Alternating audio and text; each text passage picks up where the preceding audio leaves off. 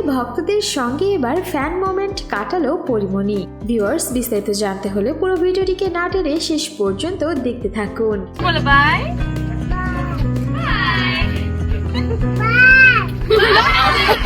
সম্প্রতি পরিমণি তার গ্রামের বাড়িতে অবস্থান করছে। গতকালকেই তার নানুর জন্য প্রথম মৃত্যুবার্ষিকীতে মিলাদের আয়োজন করেছিলেন। আর আজকে সকাল সকাল পরিমণির খুদে ভক্তরা তার সঙ্গে দেখা করার জন্য হাজির হয়ে যায় তার নানু বাড়িতে। সেখান থেকেই পরিমণি তার ছোট্ট একটি ভিডিও শেয়ার করেছেন, যেখানে দেখা যায় মেয়ে প্রিয়মকে করে নিয়েই ফ্যান মোমেন্ট কাটাচ্ছিল সে। ছোট্ট খুদে ভক্তদের দেখে পরিমণিও বেশ খুশি। তারাও পরিমণিকে সামনে থেকে দেখতে পেয়ে আর সেলফি তুলতে পেরে ভীষণ খুশি। পরিমণি বেশ ভালোবাসার সাথেই তাদের সঙ্গে দেখা করেন, কথা বলেন, আবার সেলফিও তোলেন।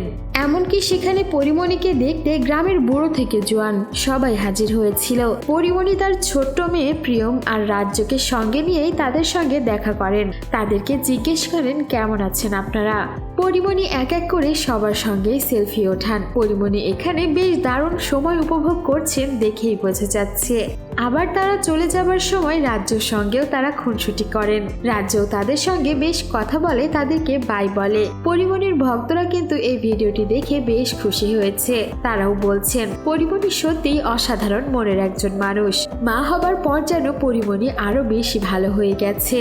পরিমণিও ভক্তদের সঙ্গে এমন টাইম স্পেন্ড করতে পারায় বেশ খুশি। নিজেই ভিডিওটি ছেড়ে লিখে দিয়েছেন, আমার জন্য সকাল সকাল নানু বাড়ির উঠানে একরাশ ভালোবাসার ছড়াছড়ি।